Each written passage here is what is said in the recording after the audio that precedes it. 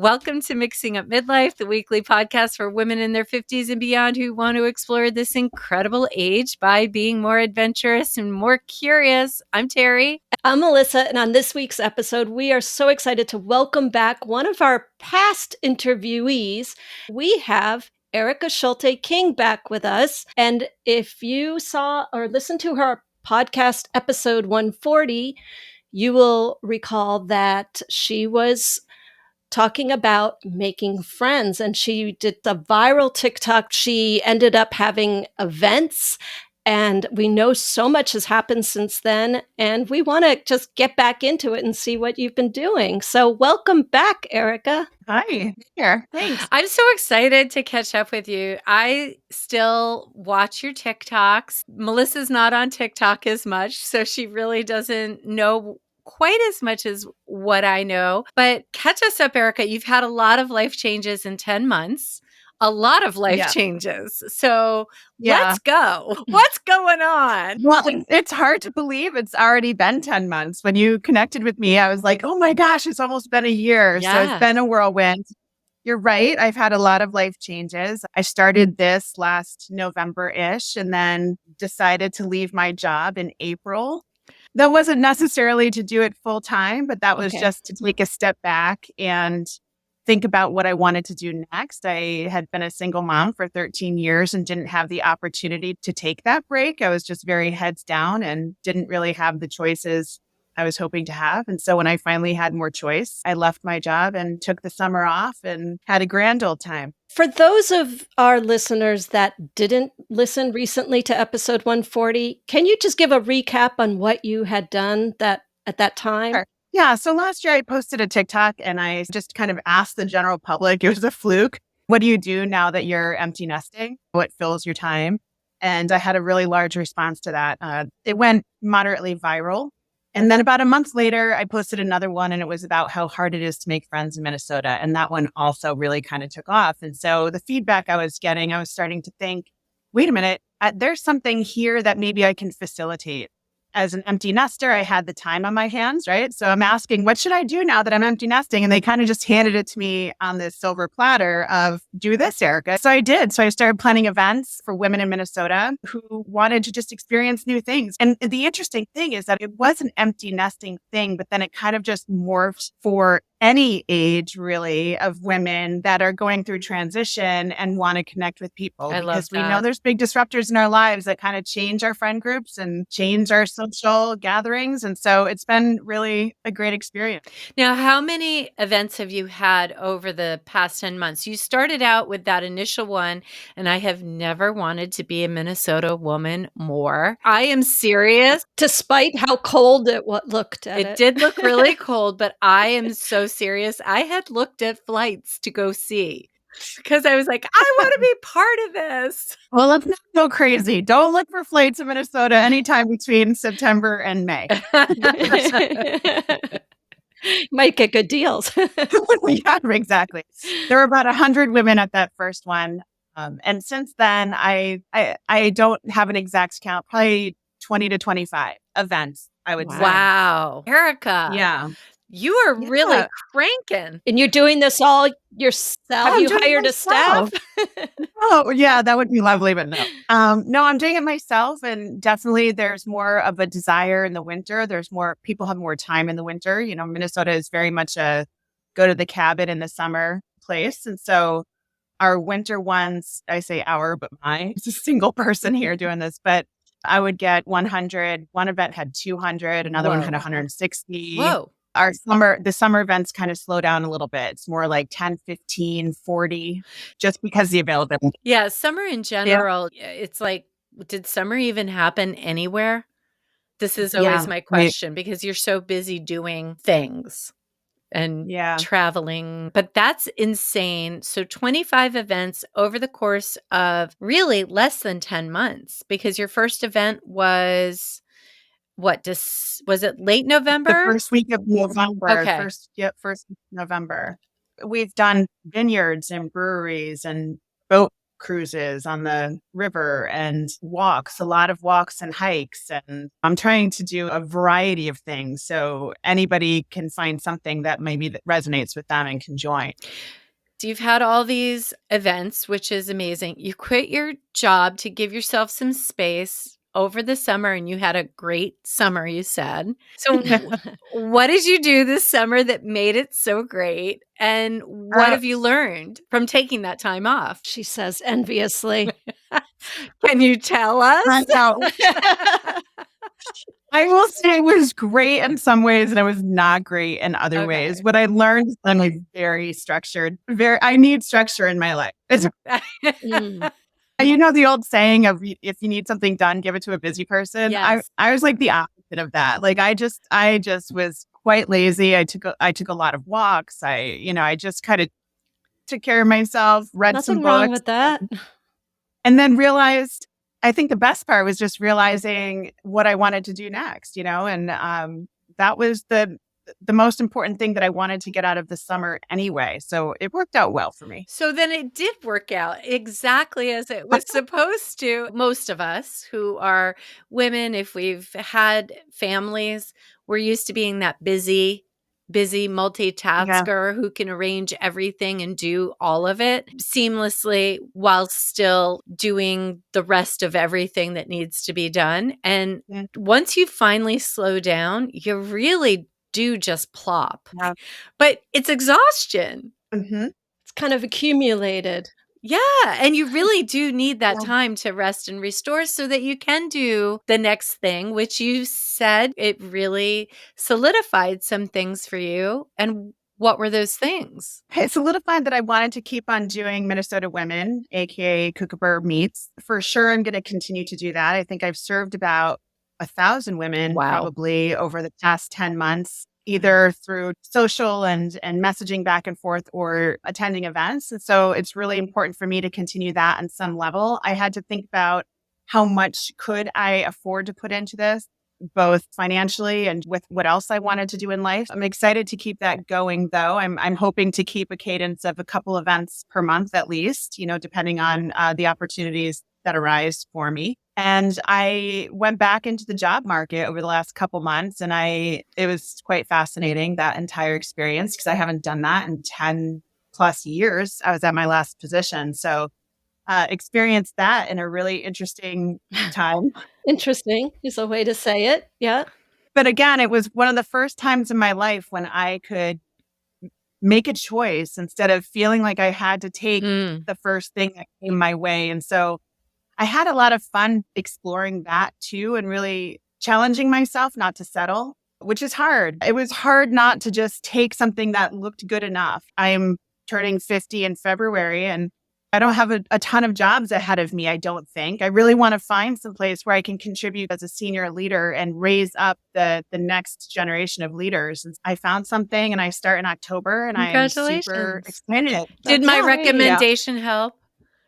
Yes, it did. I put some of those recommendations. So if you don't know, I did a video on TikTok. It was like, okay, you guys, I'm applying for jobs and I found a great one and I just need some recommendations. So if you want to give me some recommendations, please do. And it was so sweet. I put them on my website and then shared it with my portfolio. So smart. Great. This experience with Minnesota Women and Kookaburra really gave me a leg up. I learned so much. I've been in marketing and communications for 25 years, but just this grassroots stuff that I've done in the last year and incorporating a business. So that really was integral to getting a new position. Absolutely. I think so, yeah. So you've been doing this through in-person and social media. I have to ask you, since I am not on, Terry says, TikTok as much as she or some other people, do you want to be doing it? How much do you feel you have to do it to keep up the organization? Do you still enjoy it? I do enjoy it. I have some amazing followers, either just on social media that live all over the country, or so they don't come to events. So I kind of have a few things going on there. One is this events pathway where people are following me because they live in Minnesota. Mm-hmm. And then there's this other pathway of just this general empty nesting thing that also has a very large following for me. And so that's what I was wondering. Yeah. Yes, I feel like it's really important for me to kind of continue to be that realistic voice There aren't many other voices obviously speaking about empty nesting. But yeah, I do enjoy it. It's interesting because you're putting yourself out there, but then you can also choose how much you put out there, which I do. Yeah. I filter quite a bit. I always tell the truth and I'm always real, but I don't put absolutely everything. And a lot of my followers would love absolutely everything. I want to ask you a question about the empty nesting thing. You were an empty nester for how long? This is going on my 4th year. Okay, but you did something, Erica. You had an exchange student living at your house, right? Because you just couldn't stop being what? I need to fill that nest up again. I did. I can't believe I did that, but I did it. And yeah, I saw this kid, I'm a bleeding heart. I'm a mom first still, I'm still trying to transition into empty nesting, even though my youngest is 20, almost 22. But I saw this kid that needed a new placement. His original placement wasn't working out for his first semester last year. And so I said to my husband, can we please do this? Can we have this? We have enough room. Can we just bring this kid in and whatever? And he said, oh God, okay, Erica, sure. You want to do? And so we had him for about 5 months. He's from Belgium. His name was Cyril, but I always called him BB online to protect his identity. I called him Belgian boy. And then BB quickly changed to bougie boy. He's very bougie. Great kid. And it did a wonderful, wonderful thing for me, which was make me enjoy empty nesting. Aha. So oh, we have this and we have this. Yeah, because I was romanticizing it for a few years, looking back at the lovely, wonderful memories. And then when I now had another child to care for, somebody else's child too, which is hard, it just made me realize I'm only remembering the nostalgia. I'm not remembering the other things that maybe I'm enjoying not having in my life right now. So it was a grand experiment that worked. That's so exciting. So one of the other things that I just love that you've done, I can't remember if it's on TikTok or Instagram or both, but your bio says you're saying yes to all the things you said no to before. Does this still stand? It still stands. I haven't said no to anyone asking me to do something, go somewhere, jump in a freezing cold lake, which I did last weekend. I haven't said no, which is hard for me because I actually am an introvert at heart. I'm very extroverted when I do these things, but that's been my career my whole life. But as a person, I'm very introverted and would often say no to experiences just because I didn't know how to navigate them sometimes. So that's really been helpful for me as well. Yeah.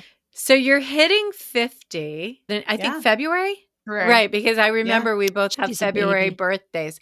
I know you're a baby. I'll be hitting 60 when you hit 50. It's hard to believe that I'm going to be 60, although that is not a fearful thing for me. My 50s have been the best ever. So I am expecting my 60s to be even that much better. What are you looking forward to in the next year? I am really looking forward to starting this new job. I'm joining, without saying the name of the job, I'm joining a nonprofit that supports underserved communities for career training and long-term employment. So I'm super excited to do that in my home city of Minneapolis. That's the biggest thing that I'm looking forward to. Our youngest, we have 4 kids, 3 have graduated college. Our youngest is graduating next spring. That is so exciting. No more tuition. Will the nest be semi-full again after that? No, I don't. Nobody will live with that. My son lives in London. I'm going to visit him next week. Oh, exciting. Yeah. So there's, kids are just starting to have adult relationships, which is really kind of fun to experience how they're finding their way in life. It's a whole another thing now that they're out of school and they're actual adults, I mean, we're still paying for insurance and phones. Sure. Other than that, I don't know if the phone will ever get disconnected, to be honest. Yeah. I have she'll be 27 and a 25-year-old. They're still on our phone plan because it's cheaper. So much better. It doesn't make sense. Yeah, it doesn't make it sense. doesn't make sense. But I love all the things that you're doing. I love the new job for you It sounds perfect. and really making a difference. I do feel like at our age and experience level, the people that I know that are changing careers in empty nest time do seem to be doing these jobs that are more altruistic and helping in communities and things like that. I think we're maybe just coming into understanding our experience and what we can offer and seeing that this country needs a little bit of our help. Yeah. And if it wasn't for that one little TikTok that I made almost a year ago, none of this Wow. happened. I wouldn't have left my job. I wouldn't have seen different opportunities and tried different things. And just one split second decision kind of changed the course of my life, really. That's is amazing. amazing. I think TikTok is still such a fascinating place. How you go viral and how you resonate with certain people is a fascinating thing, but it is very community oriented for the most part, or at least what I see, and that's what I love about it. Instagram it's not the same thing, but I love it and I love what it's done for you and that you're able to share this on a much bigger platform with more people, like really one-on-one. Melissa had a question about the events. Yeah, you're talking about how much financially you can put into it. Do people pay for these events? Do they pay for themselves? Does it take money? Just in case, like other areas that we can't all go to Minneapolis. Yeah. If people wanted to start up something like that in their area.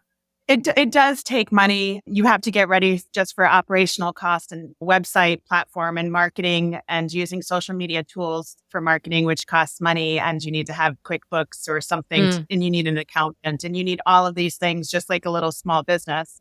I have insurance because I am planning events and sometimes there's alcohol there. And so, there's all sorts of costs to me.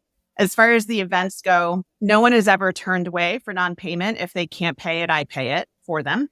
And most of them are free. Some of them do cost money. I try to work with venues in the winter when we have to go inside in Minnesota.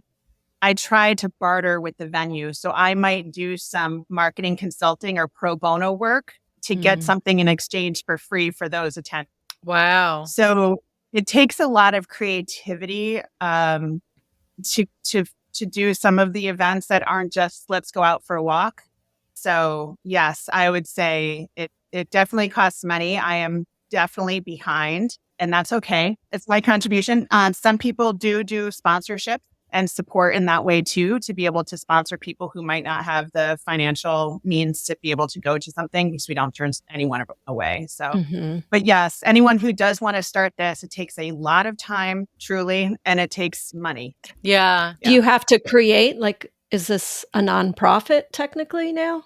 It's not a nonprofit. It's an LLC because when I incorporated, it was like I needed to do it right away. I didn't have time to do bylaws and a board and things like that. Could it potentially move into that space? Yes, it definitely could. Right now, I'm not making a profit. Right now, I'm just kind of maintaining what I have. And as opportunities come, I might shift or decide to do something different. But that hasn't been a priority of mine to kind of change the tax status of it. I am so in awe, actually, of you having this thing, sticking with it, even though it's difficult, because it is giving. Yeah, No, it's difficult. It's every not a park and a walk. who can do this. A park and a walk and a park. Yeah. It's getting to be that witching hour for me, the afternoon where I don't speak anymore. But yeah, no, I really give you all the kudos in the world, because you obviously have a passion, because you could not do this if you were not passionate about it and not making money. No, I love that you're offering it. Thank you. The response has been amazing. I've been in a couple magazines, like 3, I think, since I started this. Obviously, your podcast last year is what kicked it all off for me. So that was really helpful. Maybe that helps me get a job too, because it's right on my LinkedIn. It's just been, when you go and you do these things and the women there are so excited. And by the end of the night, you see them with their phones out exchanging information. It makes all of it really worth it to me. Yeah. Right. You're doing a really good thing for a lot of people. You probably don't really dwell on that too much, but isn't that really nice to know? It is really nice to know, and it definitely keeps me motivated. I see it. I do know that it's really needed. And it's interesting because I'm now not in the same place as I was when I did that first TikTok and I wanted to start this thing. I have a wonderful group of friends now that I go out with every week. We just went to one of their cabins last weekend. Did you meet them through the events? Yes. Yeah. Wow. So your personal goals were met. Yes. Yeah. They all started coming to the events last winter, early spring, and we just kind of hit it off. And we've been doing things every week, and every week we do something new.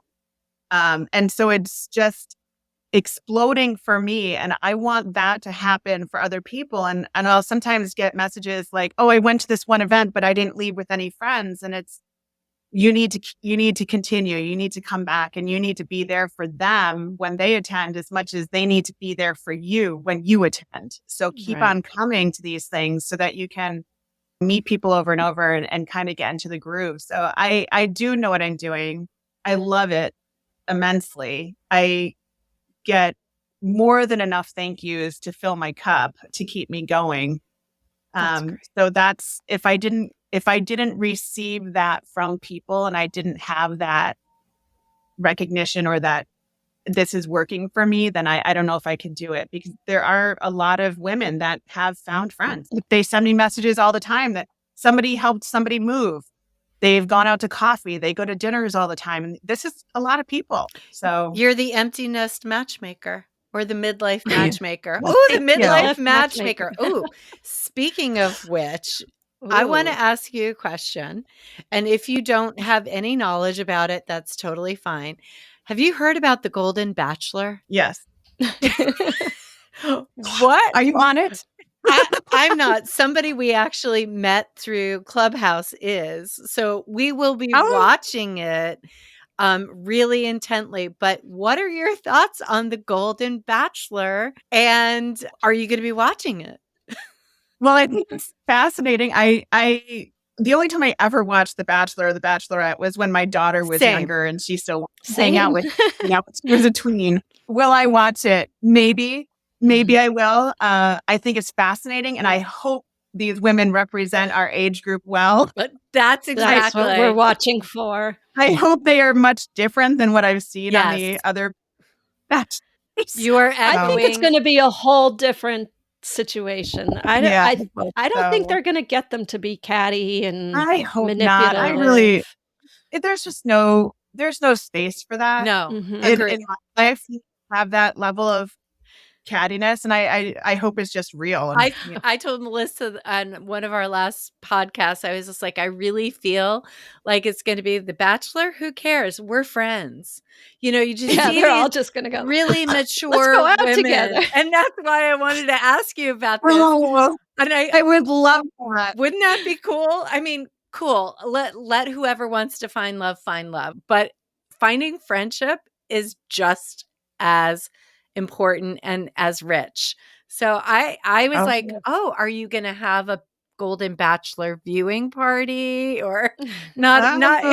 No, you're creating some good ideas, So maybe, but now I'm definitely watching it. That was a good commercial for them. Well, I mean, they are not really going to be listening to us, but we really do think that we're going to be doing something along the lines of the Golden Bachelor, like getting into it and profiling, hopefully some of the women. Cool. Just having fun with it. Yeah, and having fun with it. But anyway, Erica, I so appreciate you coming back on and giving us an update, hanging with us. You're so one of us. If we were in Minneapolis, we would be there. Oh, man. Well, if you ever fly through, you'll have to let me know and I'll come meet you. Are you kidding me? You better believe it. I do not say that lightly. I would be like, I'm coming. Perfect. And then I'd be the big dork in the airport going, Erica! It was great having you back on for an update. I want to keep in touch always. I just love your updates, love seeing what's going on with you. So maybe it'll be another 10 months and we'll touch base again. That's good. It gives me a goal to keep on going. So there you go. And we'll share all your contact information in our Facebook group and everything. So if any of our listeners are in Minneapolis, who knows? Minnesota, just in general, right? Because it's not just Minneapolis. Yeah. Okay. Mm-hmm. Yeah. Awesome. Yep. So we will share all of that info. Erica, thank you so much.